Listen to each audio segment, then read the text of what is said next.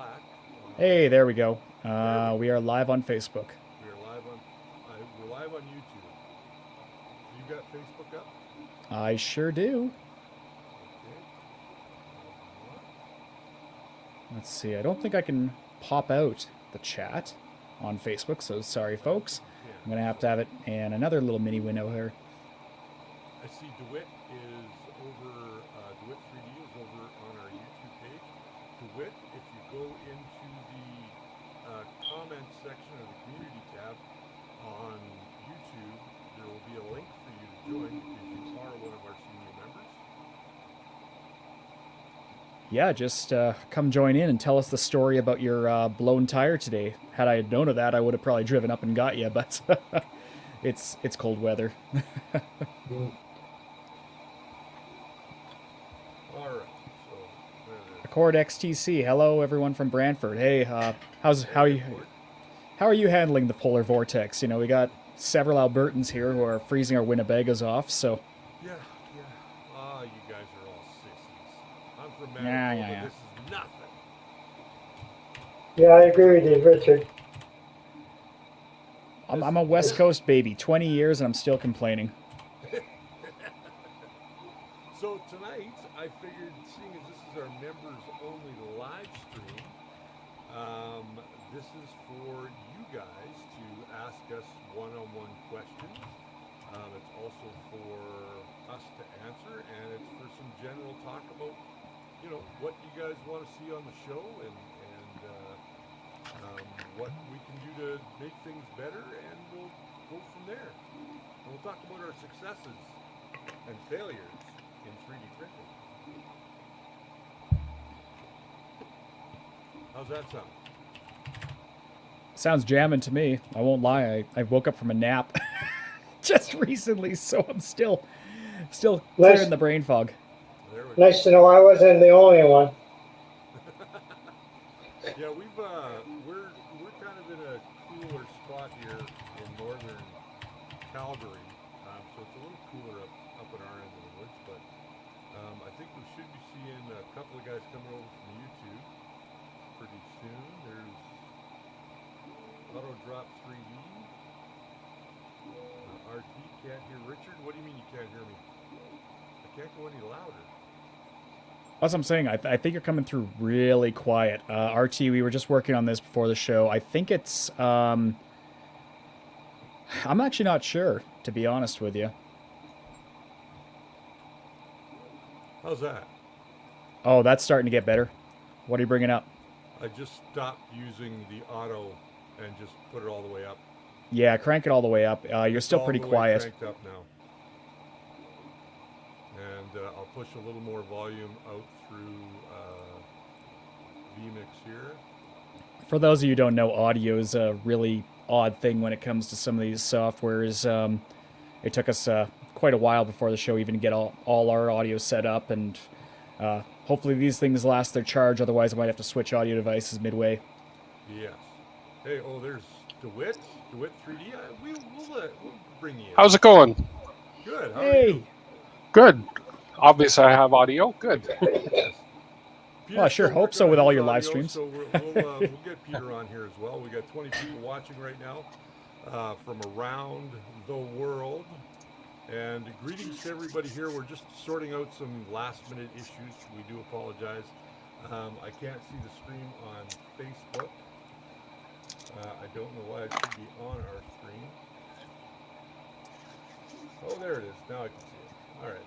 In the background over there. What are we doing tonight? Yeah, we're just kind of hanging out. We're talking with our members, and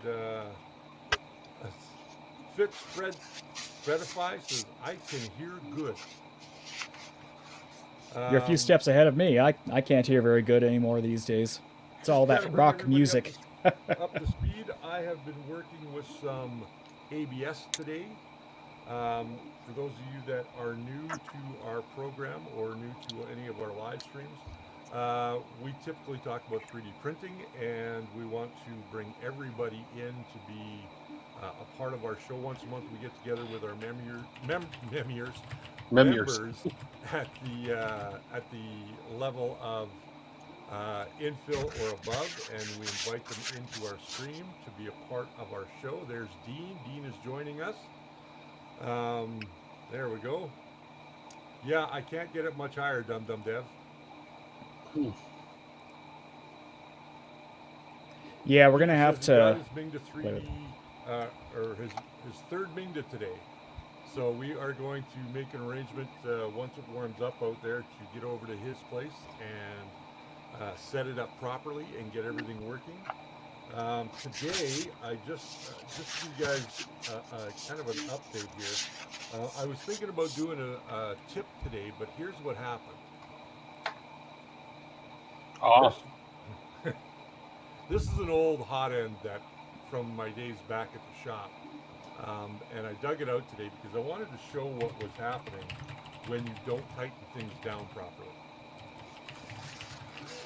So this is one of those things that happens when you don't tighten things down. You get leakage. And I've seen a few posts over the last couple of days that where people have said, oh, my stuff came factory done and it's ready to go. They just told me to install it. Well, that's not always necessarily true.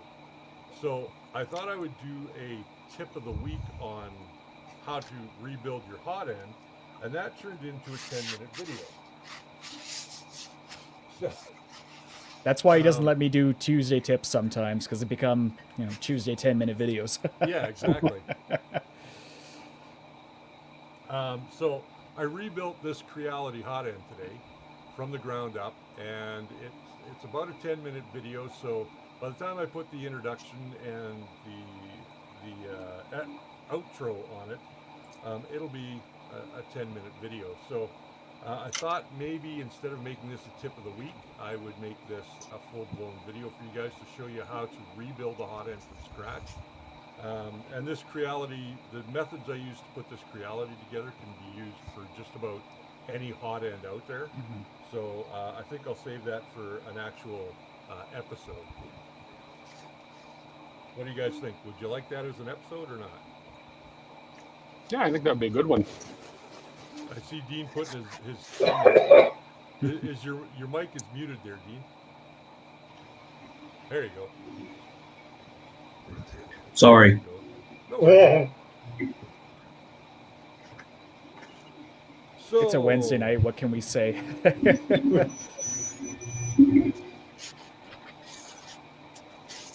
Yeah, I think it's going to be a good video as well to put up as just a full-blown video. I'll do some more upgrades, and that is for the Ender 3 because that seemed to be the only parts I had on hand at the moment.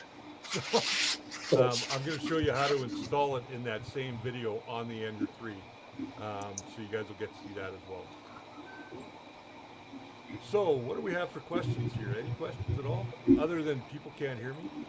Yeah, we didn't really put out an open call too, but if there is a urgent question you'd like answered in the chat, pop it up there and we'll squeeze them in little lulls here. Yeah. Dean, tell us a little bit about yourself and tell us a little bit about your 3D printing experience.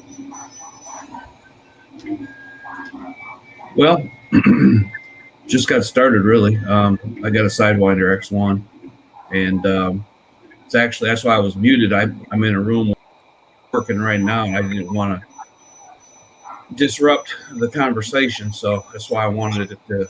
That's why I had it muted for a little while. I don't know. It's just something that I've wanted to do for a while, and now that I'm doing it, I'm hooked. I can't get enough. It's an amazing hobby, and it's just amazing what you can do. And, your imagination is what limits you. So I couldn't agree with you more. I got into it to build props, and I've only built 2 props in all the time that I've been doing it. Well, it's something I didn't know that I would enjoy this much. And, I'm a amateur electronics hobbyist and basically got it so I could build some enclosures and do some things with some electronics projects. And little did I know, it's just a whole new world of creativity that's opened up. It's unbelievable. Yeah, I see you got the pie. Who's that with? Oh, that's Lots Oh, of Brian. people. it's doing Brian. stuff Brian, like yeah. that. This is the new Pico there that just came out on Yep. the market. I luckily was able to get a few of them from buyapie.ca before they went out of stock. Honestly, all I've done is plug it in. I haven't even started up the programmer yet. I've just been too busy. But yeah, 3D printing when it comes to building enclosures, for those of you who don't know, usually the first company to the market domestically is Hammond Manufacturing, and a case will cost you usually at least double what the case costs or what the actual board costs. So yeah, 3D printing cases is a great use of your 3D printer. Yeah, absolutely. Hey, there's Henry. Henry obviously didn't get the link either. Um, if you guys just go over to our community tab, for members only of the infill and above, there's a link there to join us, and I'm trying to keep everything right in there, so we've got everybody here. I may fumble a little bit tonight, so forgive me. We may run a little longer than 8 o'clock, which is typical for us when we get into some of these. But now I wanted to go up to, let me just see here. I wanted to go up to Rex. Rex, tell me why you got into 3D printing. Like pretty much because like I have cerebral palsy, and it was just to keep myself busy. And then so I got into it like about 2016, and so I've had a lot of requests from a few people in our condo to print them something, right? And then there was one of our residents that wanted me to make them a Smurf house, and I did. But then she says, "No, it's not the right size." And I says, "Well, that's not the scale you wanted it. That's the scale you told me, right?" Was it So too then big or she, too small? no, too small. But then she remembered to tell me that her cataracts were really bad. So So everything so looks small. so then she got really upset with me and says, "Ah, forget it." Right? She hasn't talked to me ever since. Well, that's not good. No, Now, I wondered, Peter, did you get your mic working? No, not yet. Okay. So we're going to go on to Tim. Now, I know Hey. why Tim got into 3D printing, but I don't know if everybody else knows why. So, Tim, I tell thought us you were how going you to say got into I didn't 3D even know printing. how Tim got in. Oh, thanks a lot. I got into 3D printing basically as I thought it would be a great add-on to my other business, which is basically digital printing and signage and so forth. Never expected my passion for 3D to explode the way it has, to the point where I've started my own channel. Whoop, right here. Yep. And so yeah, and I've got several printers. I'm just getting into the point now where I'm starting to learn the firmware and software and learning the ins and outs and the guts of these things. So, and I'm by far I'm not even close to the most knowledgeable person, but on my channel, I try and help people that have the same issues that I'm having, and just from a different perspective. So, yeah. So what you're saying is you're stealing our thunder. Well, I'm stealing. No, not at all. I'm teasing you, Tim. You and I have been friends now I for know. a while, Yeah, and absolutely. I figure I can throw some shade your way once in a while because I know you're going to throw it right back. Oh, maybe you'll get Tim's it just back. wanting to. Maybe Tim just wants to ride your coattails. Well, that Ah, could be there we true. go. We don't we walk beside all of our members and our community. We don't walk in front of them, and that's something that I want to make perfectly clear to everybody. We're not experts. We just have done this now long enough and overcome a lot of the same issues that you might be experiencing now if you're new to Yeah, 3D printing. And Tim's doing the same thing. He's overcome his issues, and now he wants to teach another generation or another batch of people the same way that we decided to start our channel. And I think that's great because the more people that are teaching and the more people that are learning, the better this hobby gets over time. It's just like anything else. And I think that this is probably the only hobby that I've been associated with, and you guys can either agree with me or disagree with me, that has had such a real close community. Hmm. And I Mhm. really think that it's only going to grow. I mean, I've been able to meet people that are building full size R2D2 units, guys that are making car parts, all the way down to guys that are just doing little tchotchkes, and some guys that are building giant 3D printers to do more than we ever thought possible. So, um, to me, that just is expanding every day. Like the home computer, they said would be in everybody's home by a certain date, or at least 80% of the planet would have access to a home computer. And I think it's the same thing for 3D printing. I think we're going to see that same development over the next 5 to 10 years, where just about every home has some sort of 3D printer, whether it's a beginner printer or it is something that's more advanced. Hmm. It's a great community for sure. And everybody seems to be so helpful. It's just, I call it a community of gentlemen and gentlewomen because everybody's helpful. There's nobody that's smug. Hmm. Everybody realizes that people come into it at different levels. I mean, Richard or Brian say they're not experts, and it may be by the industry standards they're not, but the wealth of experience and knowledge that you bring certainly has some validity. And we all experience different problems and different technical issues, and when you have a community that can do things like this, um, it's amazing how much you can learn, how fast you can get up to speed. Hmm. And when I got started in this, I guess almost 5 years ago now, there was nobody doing what we are now doing as a group, and teaching the next generation, or teaching people that are in our own age groups how to do what we're doing. And because everybody was like, hey, this is what I printed on that printer back there with that material, and doesn't it look nice? Have a nice day. What changed? Yeah. It's still happening. And that frustrated me. And I've told this story many times, but that frustrated me to no end. And I was lucky enough to hook up with a 3D printing shop here in Calgary that saw my vision for education online, and um, allowed me to have an outlet where I could go ahead and uh, basically say to people, like, here's the problems I had, and if this is a similar problem, I can probably help you with it. In that time, I was able to learn a ton of new strategies, ways of looking at things, how to handle material, and how to print with different materials. And I think that at the end of the day is probably the best thing I could have learned, because today we're getting a lot of material questions. Why can't I print this? Why can't I print that? And there are limitations to the machines that we buy that a lot of people don't know. And the first limitation, of course, is the way that the hot end is made. That's probably a bad example. This is even a worse example, but it's how the hot end's made, that they won't go up to those those higher levels, or those higher temperatures if you wanted to print higher temperature plastics, like PEEK, for instance.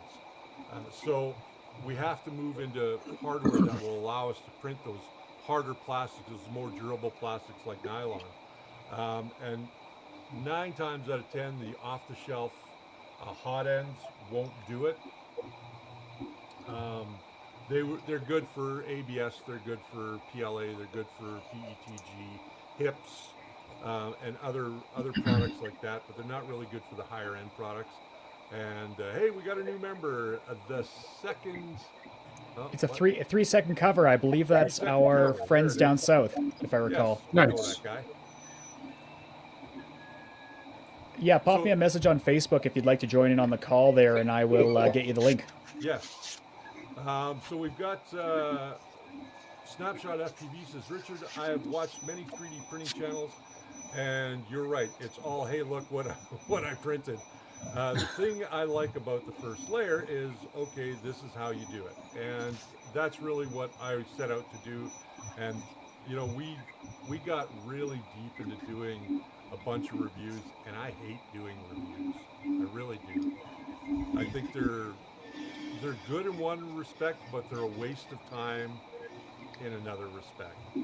Yeah, I find there's a lot of other channels in this community that are doing it. So Yeah. Yeah, I'm sorry about that, Scott. I'm going to try and bump myself up here a little bit more. How's that? Is that any better? That's That's getting that's much better, better. but Okay. Getting better. just bring it right up to before you're peaking, and I think you should be good. I'm peaking already on one Oh, are side. you? Oh, Oh, yeah. is it? Then maybe it's vMix, because you said you're routing your audio through vMix, right? No, I'm not. Oh, okay. Okay, The only sounds thing good. that's feeding this feed is the video. vMix is only feeding the video.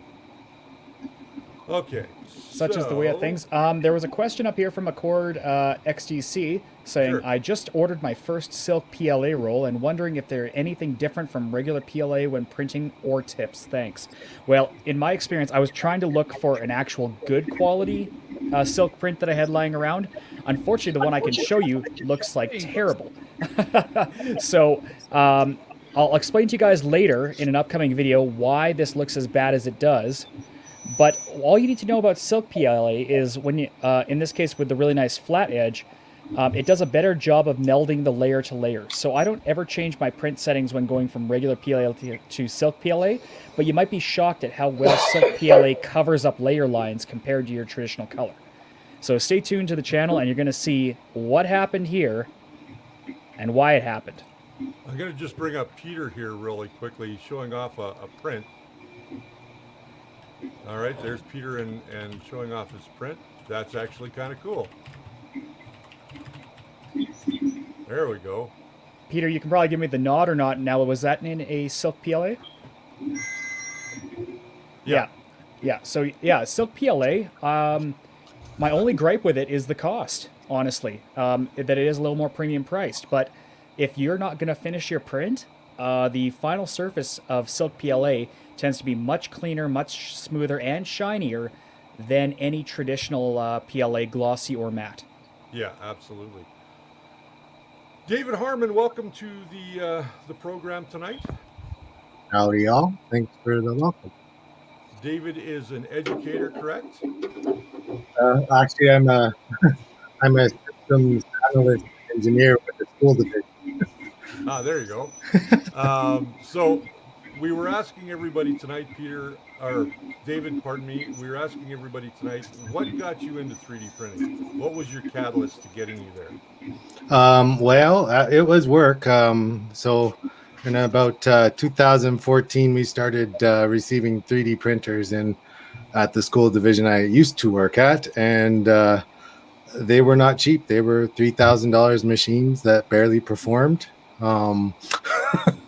But that was my start into this whole thing, and it's blossomed now. And like as you know, Richard, we do some training courses now for printing down south here, and then I as a hobby I picked it up about 3 years ago now, I think, or so. So it's kind of how I started, and that's where we are now. There's a question about silk PLA, where to buy it in Canada. There's several places that you can buy.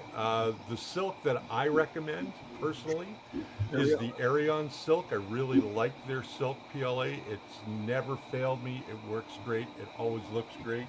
Do I have some around here? I don't think I've got anything printed. Oh no, I do have some printed in it. Now this is a little hairy because it's not supposed to be hairy, but this is a bracket. But it is the silk PLA. I love the shine. It always prints for me. What you're seeing down here at the bottom is just part of the support material for this. So that'll come right off. But yeah, I really like the Arion PLA, silk PLA. As far as my favorite PLA goes right now, just straight up, it is from a company called Matter 3D, and we're going to have the owner of Matter 3D on this Sunday's live stream for everybody. So if you've got questions, it is a good thing to come on and ask questions while he is here, and then we're going to do some special stuff with him later on in the year. We'll get a factory tour, so you guys will actually get to see how PLA is made in Canada. or Filament is made in Canada, because they make more than one filament. Obviously, they make PLA, ABS. They are doing a polycarbonate, and they are also going to be doing a HIPS and a PETG. So It's got to they're be hard to make that filament in minus 40.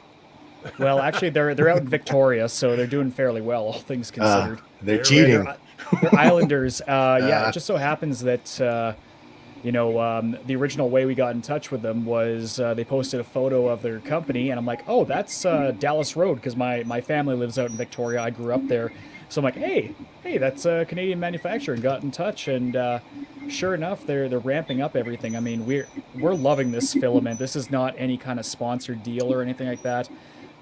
It just worked right out of the box, and it's because it's such a virgin product, basically. You know, the guys that are doing it are chemical engineers, and so although they don't have the biggest experience in the 3D printing realm, they do in chemical composition.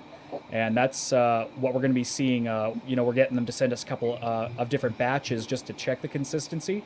But so far, I have not been let down. It's the first time in a long time I bought a roll of filament, and I've worked right to the end without any clogs, any temperature changes, or anything. Yeah, I haven't checked. Is their website working yet? No. Okay, I spoke with the owner of the company today about that, because a lot of people have been asking me about their website, and I get it. I mean, people want to try this stuff out for themselves. Their website is going to be running by Saturday, so when they're on the show on Sunday, the website will be up and functional, so you'll be able to buy product as of Saturday. It's a soft launch for them.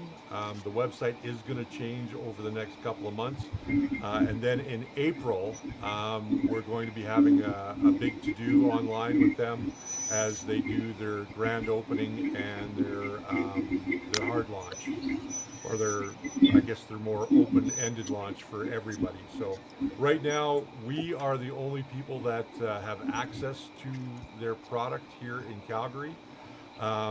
They have sent out some samples to people that have tried it, and at the end of the day, people like it, and I think it's going to be a product that really goes quite far in Canada. And being that they are also going to do recycling, which is a great thing, they're going to be setting up recycling both here in Alberta and out in BC, where they'll be recycling different materials and turning them into rolls of filament for us at a better cost, because now, of course, you're using a Econo style. Once you start to recycle filament, it no longer hits that professional or pro grade. It drops down to Econo grade, so we're just trying to find a way to help them market that. I want to welcome our new member, Max CJ 12345, who just became Welcome. a member, and I'm not sure he is a member at the first layer. Welcome.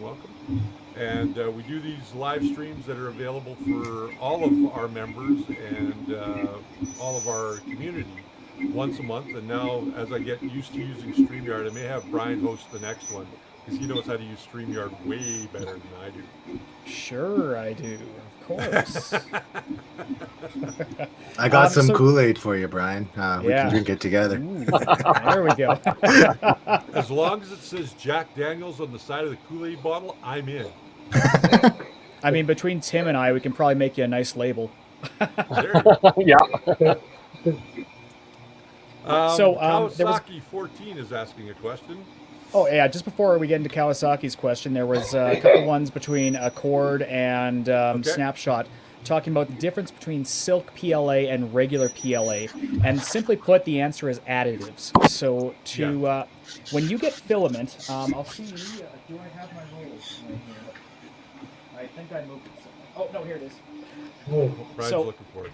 Yeah, here's my roll of Matter 3D's Performance PLA, the clear. And if you look at it, you could actually see the roll, the end of the reel underneath here. That's because what you're seeing here, and I doubt it's going to focus unless I really Let me get her up and bring you close larger here. Brian. There we go.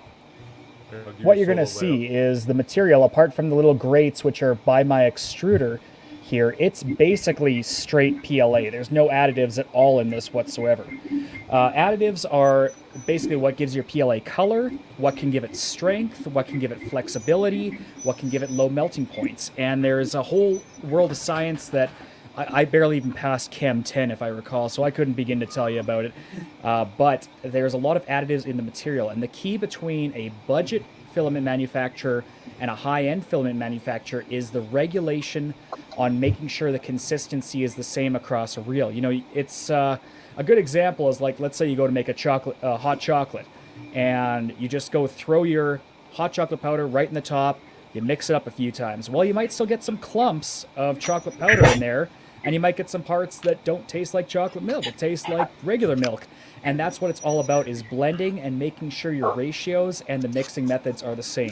So silk PLAs have very specific additives that not only change the color of the material, but also change the composition a little bit. I believe it softens it up a little bit, but I could be wrong there.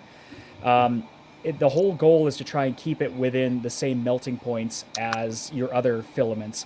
And that's where all these different ones come in. Now, these guys being chemical engineers, they will have their ratios and their additive systems much more finely tuned than your $15 reel, your $10 reel from China, let's say. And that's where these guys are getting out. Now, the question about if M3D is going to be doing silk PLA, my understanding is I haven't seen anything coming up for silk PLAs, but if the demand is there, then there might be interest in manufacturing it. So if you buy this material when they come out and you really like it and there's just something you'd like, reach out to them. You know, they actually are going to reply. And maybe we'll see some silk colors in the future. You know what I really like about their stuff is that when you order it, if you have a problem with it, there is a number on the side of the reel. And I'll just grab my black here. Oh yeah, they gave me the number. Customer service number right on the side of the reel there that you can sorry. phone them up and tell them your problem. Tell them the problem that you're having. And that, I haven't seen any manufacturer do that yet. In all the PLAs and all the materials I've used, nobody has put a toll-free number on the side to say, call us if you have a problem with our material. And I think it's truthfully, I'm not going to go into any kind of finger pointing, but I think it just has to do with the nature of mass manufacturing, right? Filament, a lot of companies just kind of jumped on board, quickly bought some equipment, bought some PLA pellets, and then when we had our shortage, it's because of PLA is usually corn derived, which is why it's biodegradable. A lot of companies in China actually had to buy the pellets from the U.S. So in a lot of cases, they went U.S. to China to Canada, or U.S. to China to U.S. And sometimes a lot of these companies that you'll see this in multiple industries. There are some companies that spin up a batch and just fold the company after that, right? Just do a run and fold it up, and that's what I usually see with a lot of these mixed batches and inconsistent filaments. Is there's no one to even talk to anymore. So what I can say, the reason we are working with Matter 3D is first and foremost because of their communication. It's been great. Okay, so I want to get to this question before I miss it. Yeah, before we get buried here, yeah. With bed adhesion with carbon fiber filament, what are the best temps for the filament? Now, I have not used carbon fiber filament. I don't know if anybody here in the room has. Maybe David has. But Yeah, I have. Yep. yeah, I haven't. So, David, maybe you can elaborate on some of the bed temperatures and temperatures that you need to print with carbon fiber. Yeah, for sure. I mean, the first thing with carbon fiber is get yourself a coated or plated nozzle. It's going to eat right through that thing. Then the other thing is it depends on what the carbon fiber is added to. So you can get carbon fiber PETG or PLA, right? And so the bed adhesion is actually very similar. And I know Brian and Richard use these lovely PEI sheets. I don't. Oh yeah, Richard's a glue and glass guy, and that's good too. So the CF stuff that I have from Protopasta, the PLA mix, it's 220 at the hot end, and I'm 60 on the bed, and it's sticking to the PEI just fine. So it's very similar to what you would regularly print for that material. So obviously PETG, you'd want to be up around 80, 76, but yeah, adhesion's great. Now, David, you say that there's quite a low melting temperature there at 220. Does it need to have an enclosure or not?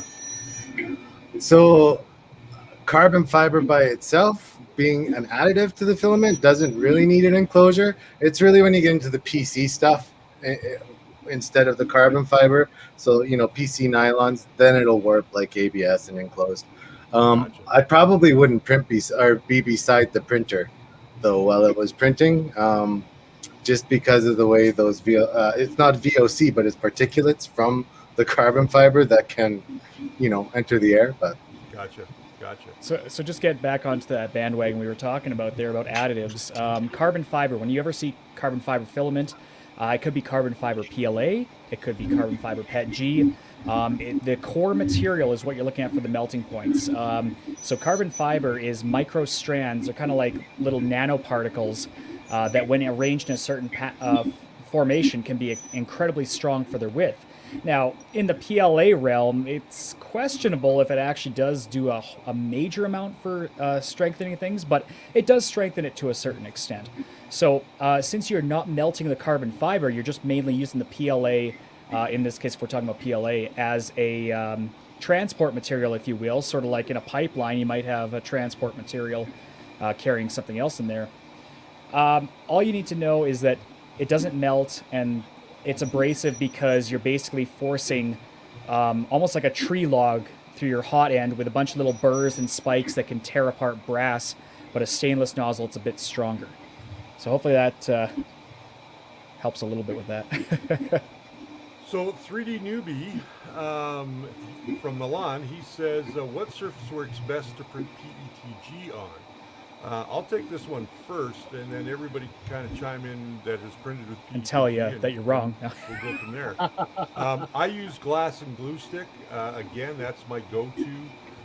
And you really need, if you're going to use glass as a surface, you really need to have a release agent between it, because if you print directly onto the glass with PETG, you can ruin your glass, and if you ruin your glass, you're going to be in trouble. So I use glass and glue stick, let the part totally cool down, then it just pops right off the bed. No problems, no muss, no fuss. Anybody else?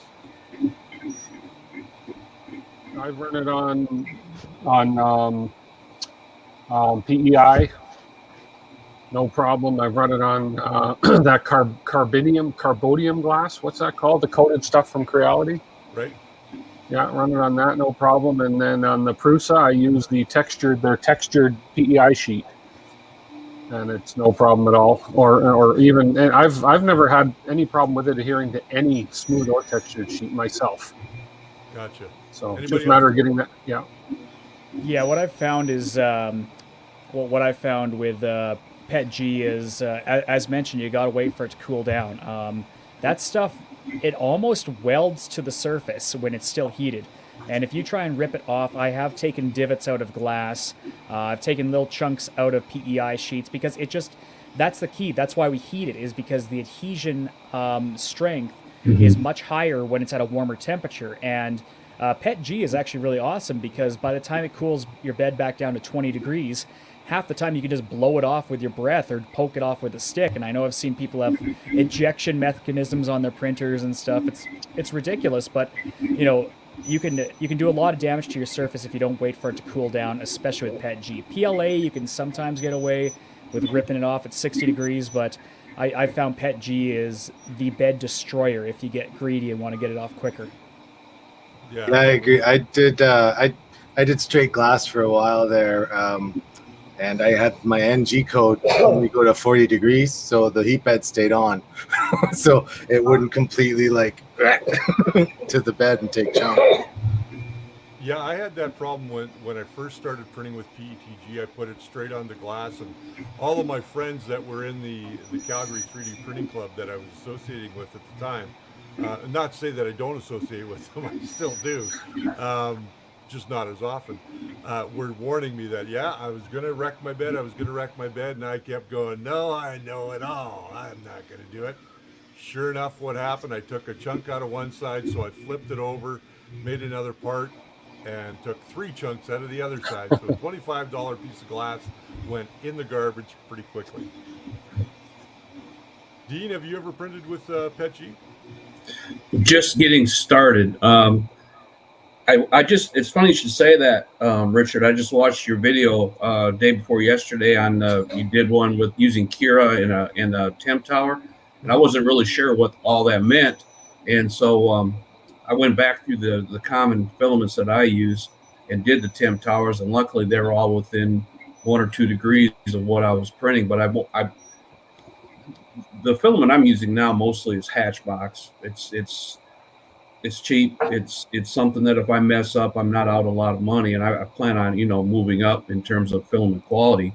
That silk stuff looks really really cool, but the temperature tower really helped me dial in for my particular machine, the PETG, because they have recommended temps and all those things on there, but you know every printer is different. You could have three of identical printers back to back to back, and the temp towers may be just a little bit different. So, that's probably one of the best advices I've ever taken from you, other than how to level my bed, would be to print a temp tower with all the filament that you use, because I think that can solve a lot of problems. It sure does. And a lot of people get into, and I'm finding this today especially, that a lot of people get into the situation where, okay, well, I've printed with X filament, so this Y filament is from the same company, it'll print the same. And unfortunately, I have found in my experience, and this is why I always say print the temp tower with every new filament that you're using, is that they don't print the same, and sometimes they can be wildly different.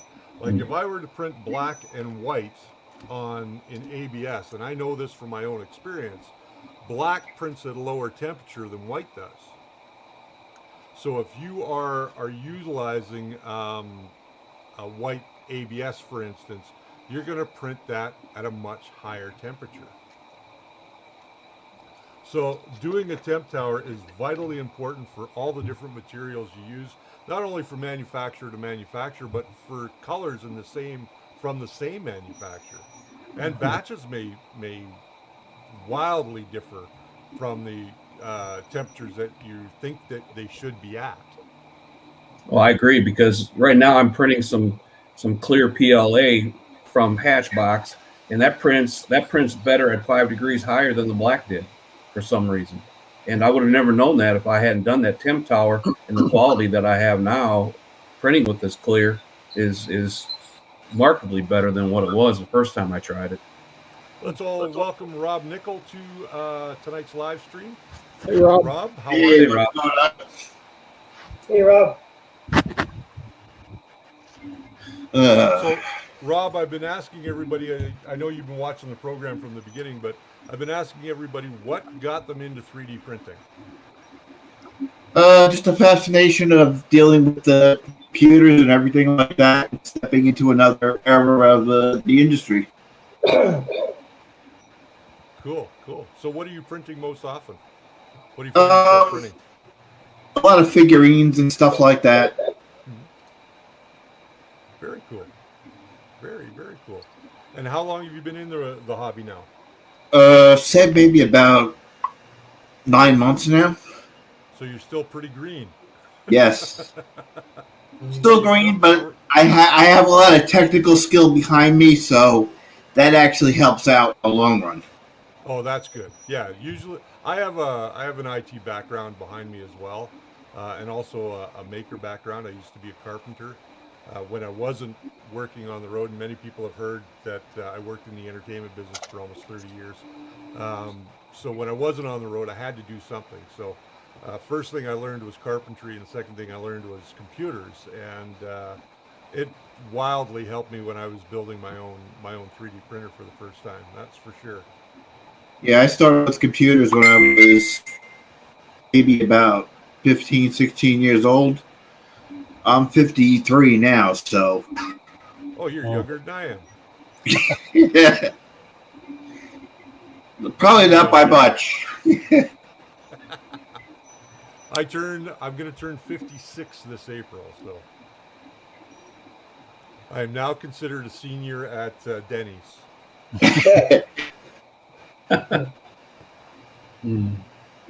Hey, we got. Don't you think that a lot of us get into it at a later age because we want to do something constructive? And this is an easy way for us to make things we want, make things we need, try some new stuff.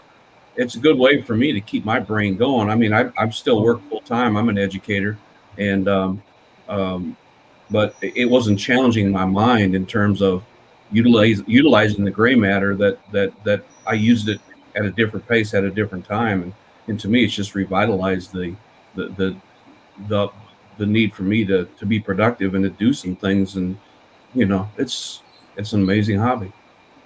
I agree 100% on that. I mean, I used to be a modeler, and somebody actually reached out to me this week that used to watch a program that I did called Amazing Plastic, the Scale Model Show. And you can find that on YouTube if you look it up. But I was doing plastic models, and I got into that because I hadn't gotten into 3D printing yet, but I still liked doing modeling. And at the end of the day, this was an extension of that. So now, you can, with 3D printing, I mean, you can make remarkable things like this Anubis. That's not my best work, but you can see in the background behind me here on this side, there's some statuettes up there that are all 3D printed, or for the most part, 3D printed. And you can make remarkable stuff in this hobby, and you can make yourself a nice little side hustle as well. If you're industrious and you want to paint, and you've got an Etsy store, or even if you've got a table at the local flea market on the weekends, people are buying up 3D prints like crazy. Especially if you can find that niche that's really popular at any given time. Mm-hmm. Yeah. Yeah, I'll see if I can bring my screen up here. But back when I got started, back in with 3D printing the first time around, was probably back in 2007, I want to say. And this was back when I was at SAIT, the local college out here, and we had a course where we actually designed 3D models, and I designed this little Batman chopper for a can opener. And of course, this was just a design course; it wasn't for 3D printing. But at the time, I uploaded it to Shapeways, who was the only company doing 3D printing outside of our $20,000 powder-based machine at the campus. And I remember going in here and seeing things like, oh, at the time, I think this versatile plastic was somewhere in the range of like $50 or $60. Wow. And you can see, I mean, Shapeways, for those of you who don't know, does have some cool options if you're looking at something very particular. And they print practically everything. You can even go down here. Here you go. We can print it out of pure gold for 6,500 Canadian, or platinum for just under 14 grand. That's a pretty good bargain, I would say. So it wasn't until about 2017 when I think Monoprice started dropping those cheap units, and I was able to get one on Amazon for about $150. I worked through it. I broke it several times. And then I walked into Spool 3D one day, and Richard was there, and Richard's too good of a salesman because I've spent way too much money there. Oh, so you're going to blame it on me? 100%. Why wouldn't I? There's not too many people in the room tonight that actually dealt with me at Spool. I think you and we lost our 3-second cover, Dave. So Oh, Dave is still here. Is he here? No, Dave's gone. Dave's gone. So yeah, I gotta switch this. See, I'm bad at switching cameras. Totally horrible at switching cameras. Let's get on to some questions here. Let me go back up here a little bit. I saw one from Arthur Smith. He wants to know, completely new to this, I'm not sure how to explain this without providing pictures. I'm having problems with the first layer. Print's not sticking to the bed. Layers begin even. Probably what's happening there is you're not close enough to the bed, because usually if it's coming up off the bed after the first layer is down, it means that there's not enough grab on the bed, so you probably are not close enough. And that can just be quickly dialed in using baby stepping if you have that on your printer. If you don't, you may have to set your offset just a little closer to the bed. So that's usually what happens there. Brian, have you got any tips on that?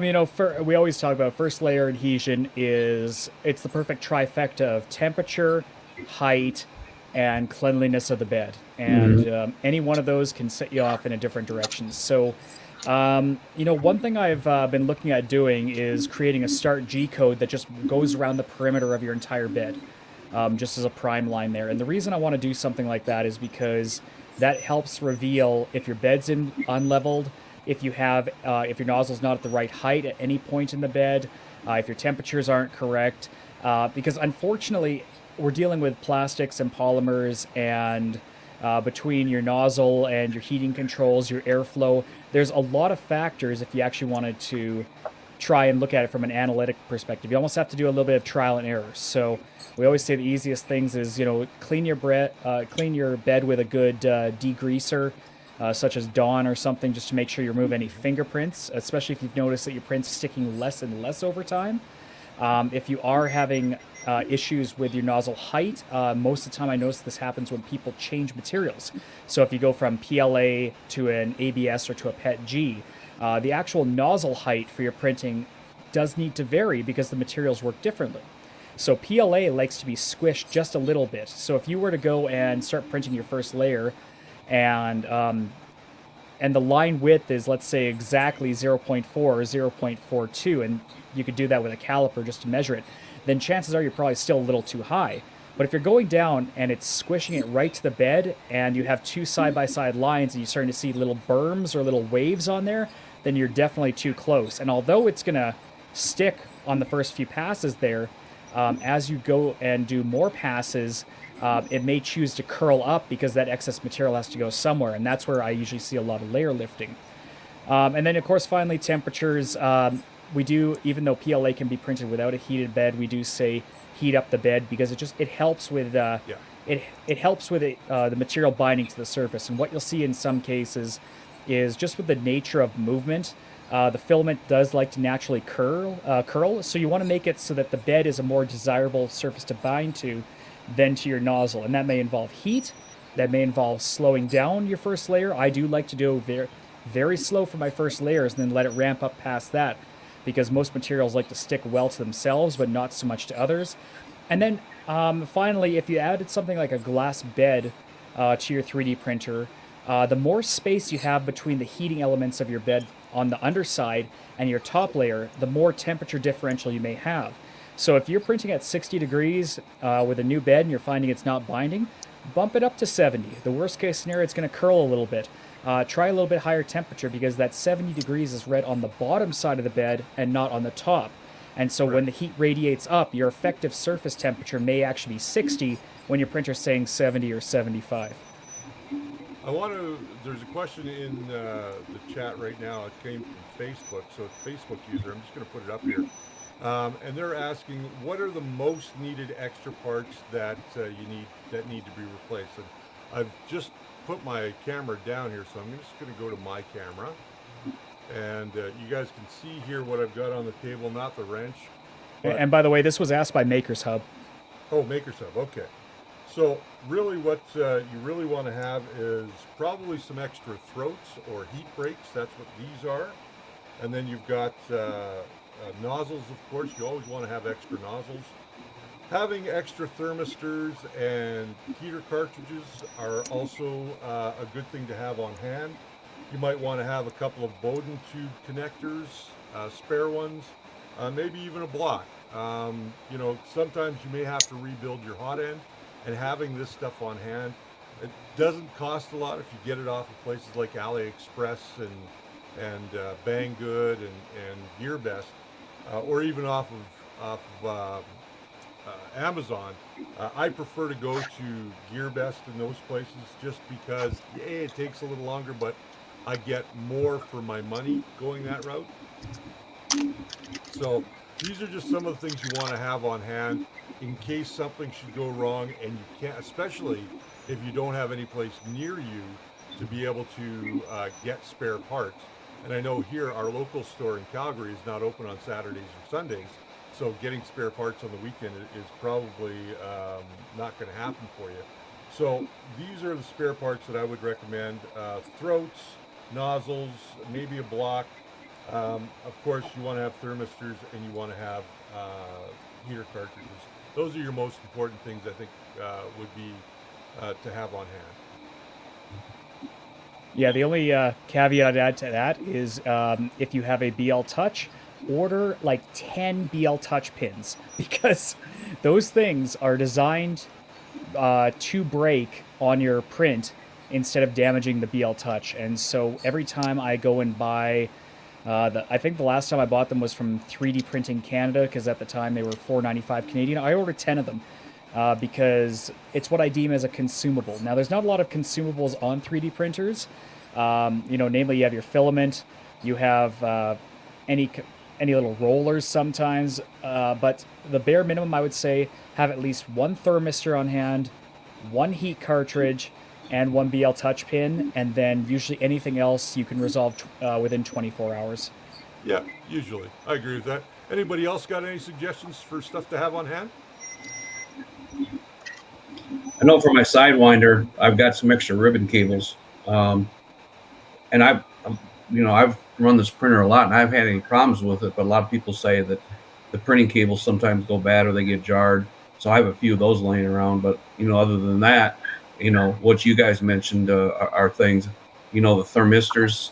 If you get a clog and you pull something and wire comes out of that, it's nice to have 2 or 3 of those laying around because you just never know when that can go bad. So.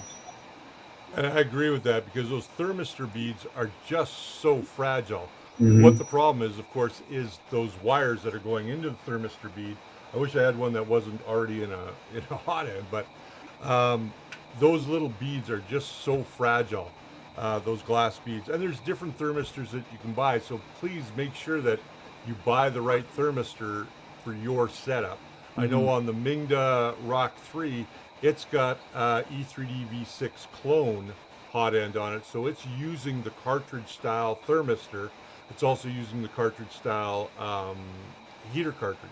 So it's a different one than the glass bead. So you have to change that number also in your firmware. Anybody else? Yeah, you might want to. Yeah, you might also want to get some extra socks, like silicon socks for the hot end. Good idea. Yep. Yeah. Definitely. Yeah, those things are a godsend. For those of you who don't know why, is because if you get filament curling up on the bloody thing, usually the sock just falls off and takes all the filament with it, and then you can just go replace the sock instead of having to throw on a new block. Now, just talking a bit about Richard and the wires here, and specifically with ribbons, I hope I can get this close. This is your standard ribbon cable. You can see the conductor is almost not visible to the naked eye in there. And simply put, these ribbon cables were actually never designed to be constantly flexing like this. Usually they were designed to sit inside a PC case and sit there for 20 years. The problem with Creality and some of these companies, what they're doing is they're trying to find a cheaper way of getting all those conductors up to the hot end. So what they do is they take out of this one 4 or 5 lines and run them in parallel to give you a high current output, because one of these strands cannot handle the 50 watts of a hot end. And what happens is those cables, they fray as they bend more. And then the problem is the nature of electricity is, let's say you break one of those conductors, the other ones are going to pick up the slack until eventually, if you're down to one conductor per rail, if you will, it's going to be pumping way more power through that ribbon cable than it was designed for. It will warm up, the insulation can start to melt, and eventually it just hopefully stops working before it smokes a little bit there. Usually those shieldings are good not to combust or anything, but it's a really bad consumable. Now, I've got a Wanhao D6 up here behind me. I bought this one off Richard, actually, and he had to replace the ribbon cable twice, and within 5 days I had to replace it as well. So instead of buying the OEM one, which had, it was some kind of tape on the backside to make it a bit more rigid, I just went to my local electronics supplier at B&E in Calgary, and I bought some new ribbon and some new connectors, because all of these cables, you can manufacture them at home. In fact, I've got a kit here that I haven't quite tried yet, shall we say. Yeah, this one, it's got all the little connectors needed to make your own ribbon connector. And then the crimping tool, which you don't really need this. You can do it with a pair of pliers, but this does make it a little cleaner. This was like $20 on Amazon. So, you know, don't always feel like everything's an OEM standard. You can basically build any of the 3D printers on the market right now with products from Amazon if you're persistent. Now, while we've got you all here, I'm going to ask each one of you guys that are new to our community or new to 3D printing. I want to ask you for your question about 3D printing, because that's really what we're here to do, is really answer questions for you guys as well. So we'll start with Dean. Dean, do you have any questions that have been plaguing you recently about 3D printing? No, you know, I've been doing some research on upgrading my board in my artillery. It's an 8-bit board, and I'm just trying to figure out if going to 32 bits really going to be that big of a difference on this particular printer. I know it's supposed to process the algorithms and the math and all this stuff faster and give you a little bit better performance, but I don't know if for the hassle if it's really worth doing that. Well, I can tell you from my experience that going from any 8-bit board to a 32-bit board has been definitely a big saver for me. By putting a 32-bit board here in my ender behind me, I've managed to get rid of the errors that I would get from buffering. So the machine doesn't stutter quite as much. With the higher end stepper drivers as well, it's made my machine quiet. It's running smoother, and it's a little bit easier to maintain as well, because you have more menus available to you that you can sort of custom tweak. So I would say going to a 32-bit board is probably a good thing. It doesn't matter what printer you're putting it on. If you're coming from 8-bit to 32-bit, it's definitely a big change. That's good to know. Thank you. Rex, let's go with you. Have you got any questions that you'd like to tax our minds with? I sure wish there'd be a place I could have my empty spools recycled. Well, we're working on that for you. We are working on that.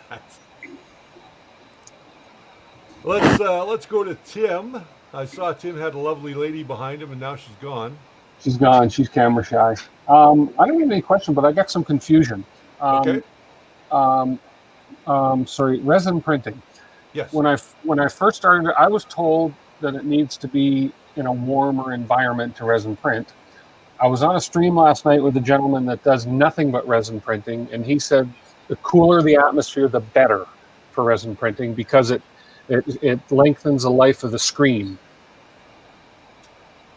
That to some extent is true, but I would not take the cooler the better. I would say if the room is a little cooler than the regular rooms that you're normally in, like let's say about 3 to 5 degrees, that would be better for your resin printing. I don't think going into, let's say, a cool storage in your house would be a good example. Yeah. But you definitely don't want to put it on the top floor of your house, because that heat rises. I always found printing resin in the basement to be good. Right now I've got mine, of course, in an upper bedroom, but it's close to a window, so I'm getting that coolness off the window, and I think it works fine. Yeah. Okay, good to know. To some degree, that is an accurate statement. Okay, thank you. Now it has changed a little bit there too, Tim. Now, which resin printers do you have again? I have the LD002H, the Creality. Okay. The mono screen. Okay, perfect. So I just wanted to quickly talk about mono screens versus regular screens for those who understand. Any printer that's not a monochrome LCD is just like your computer monitor, right?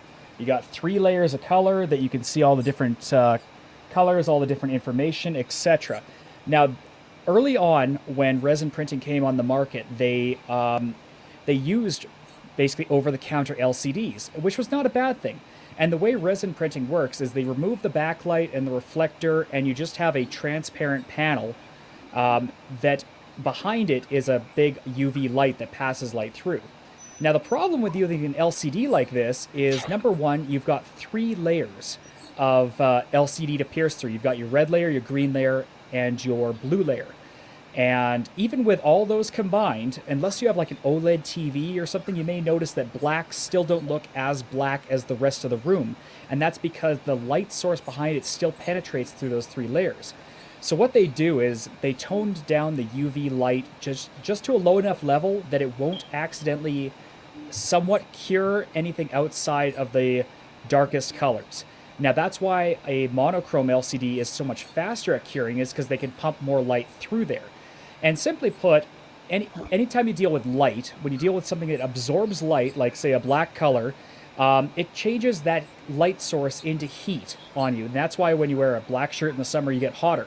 So with some of the early resin printers that weren't monochrome, that light would generate a lot of heat on the LCD. And since the LCD wasn't designed to handle any kind of heat, you're just relying on that little internal cooling fan. So yeah, if you do have an LCD based resin machine, it does help to keep it below 20 degrees Celsius, in around that range. And if you're really concerned, you can always work on dialing in your curing times for your layers. So, I like to go to 14 seconds, but you might get less wear on your LCD by doing 8. And that's why the LCDs are consumable on those as well too, is because it's not usually going to happen like bang and your LCD is going to die. It's going to go over time, and those little liquid crystal cells are going to deteriorate as they're bombarded with a really bright UV light. Now, monochrome LCDs, we're starting to see them more on the market. I've been watching Nano DLP, for instance. They're starting to make bigger resin machines where these screens are actually manufactured for this purpose. And then I think at that stage, we're going to be able to print outside at 35, 40 degrees until the additives of the resin start getting impacted by those temperature changes. So, I mean, I think the concern about keeping it in a colder environment, I think it's good to know about the potential risks, but I don't think there's an inherent or a guaranteed risk of keeping it in a warmer room. All right, so let's go to Robert and see what question Robert's got. I'm just working on it, fine tuning my machines. That's about it. Well, I'll tell you, the best place I have found to fine tune my machines, and I mentioned it in my latest tip video when we were talking about leveling the bed, is by going over to Teaching Tech's GitHub and using his, for lack of a better word, configurator, 3D print configure software program that he's created. It is open source. I use it all the time to dial in my printers, and I got to tell you guys, it's probably one of the best things that you could use. Yeah, because I just changed the hot end on mine. I upgraded it to one of the all metal, but it's just the neck on it that's all metal now. Gotcha. Just bought the tubing, and nice. Well, the ones from for like $14 for two of them. So there you go. Can't beat that. Paying $63 for the Micro Swiss. Right. Yeah. I like the Micro Swiss stuff. I think it's engineered really well. Same thing with the E3D stuff. I really like their stuff because I think it's engineered well.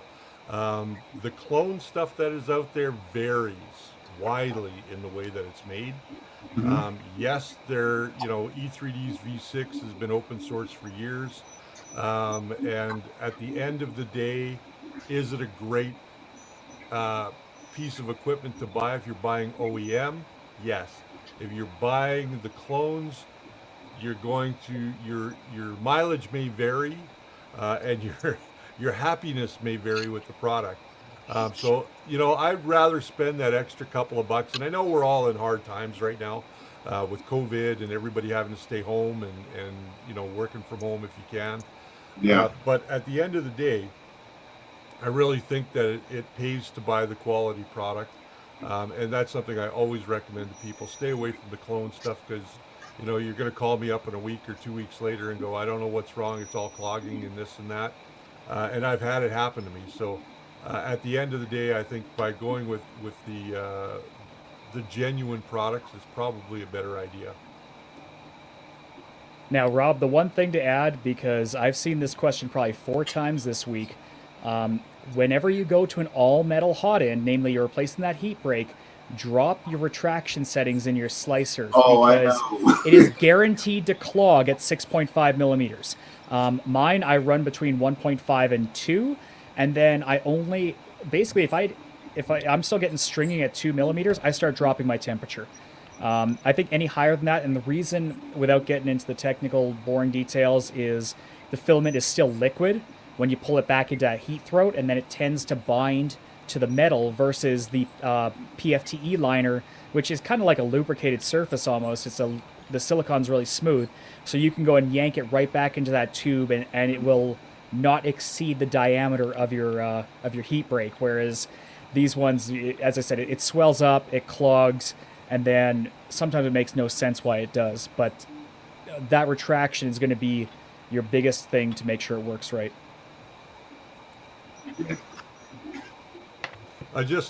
Killer Penguins has a really long question, so I've asked him to send it to us at questions at the first layer, and we are going to answer that on Sunday's question. Hopefully that will help you out.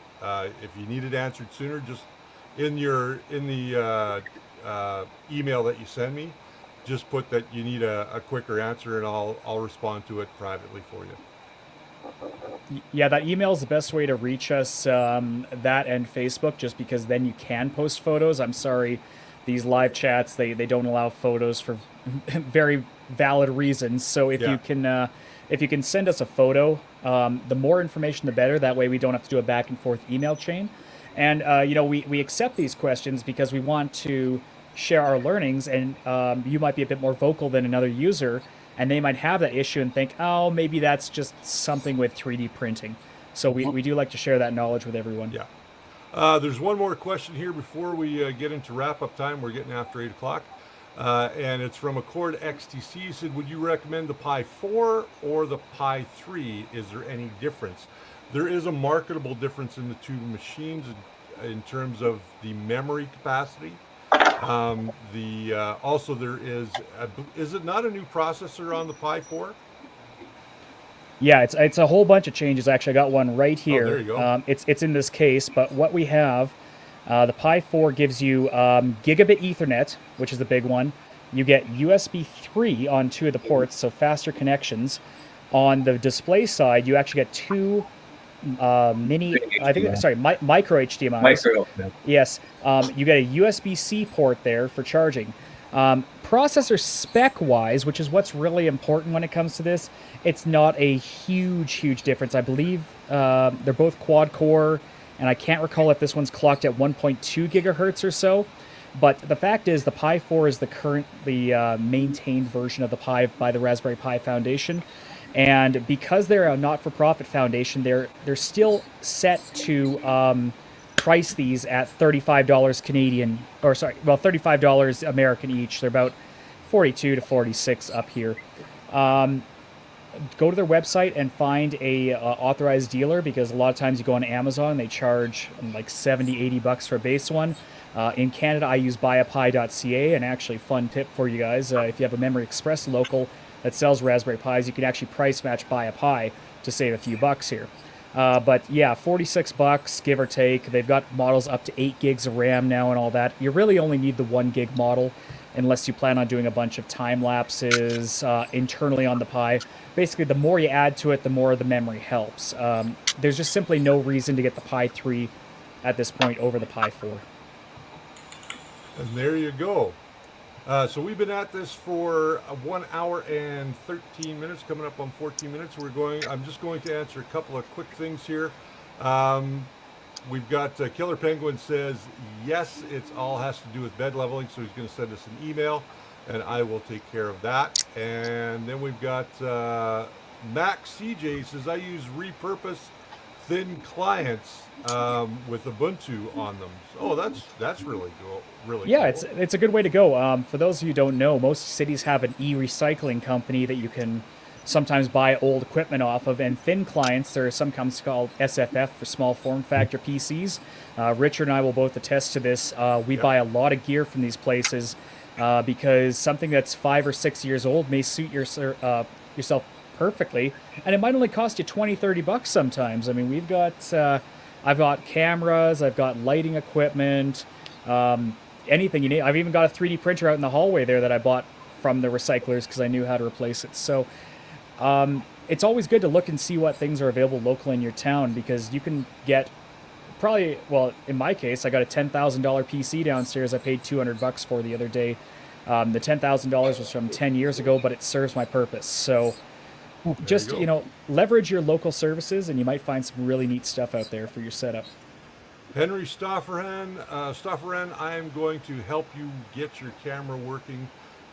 We'll talk on Friday. I will try and message you on Friday. Send me a PM on Facebook. I know you're on Facebook, so just send me a private message on Facebook, and I will help you to get your camera running, Henry. And as far as Peter's microphone goes, I'm going to be seeing Peter probably this weekend, I would imagine. Probably Saturday after it's warmed up a little bit here. And Saturday, I don't think I got anything running. No, I don't. The new episode drops Saturday morning, so we're good. Welcome to our scheduling where we don't even know. When it's this Yeah. cold, you can't think straight. I won't lie. That's right. That's right. I also want to put in a little bit of time here with you guys and ask you if you like getting the episodes early, and what do you guys think of the tips that we've been putting out? We got a good Peter's thumbs giving up there us a from thumbs Peter. up. Yeah. Thumbs up from Rex. Yeah. They're good tips. So you guys like all that? Well, then we're going to keep it up for you, and I'll try and get Saturday's episode dropped Thursday night so that you guys can see it up until about 9 or 10 o'clock on Friday night, and then I have to schedule it for Saturday morning. So with that, you guys have been getting something out of the Tuesday tips that Brian and I have been doing, yes? Yep. Excellent. Absolutely. Excellent. What we're going to do with those tips for any of our regular viewers that are joining us tonight is we're going to combine those tips about a month down the line, and we will be releasing them as sort of a short episode or a compiled episode, so you guys will get to see them eventually. But they really are for the members right now, and we're still working on the Discord, are we not, Brian? Define working on it. It's there. It's there. The adoption, it is open to everybody. There's just certain areas that we have to manually authorize users. So what I'm gonna do while everybody's here in our chat tonight, I'm just gonna go ahead and actually see if I can grab another link for it, post in the chat, and you're welcome to join, post your photos and all that. So far, it's really just been Guy the Jedi, Tim O'Coin here, and myself.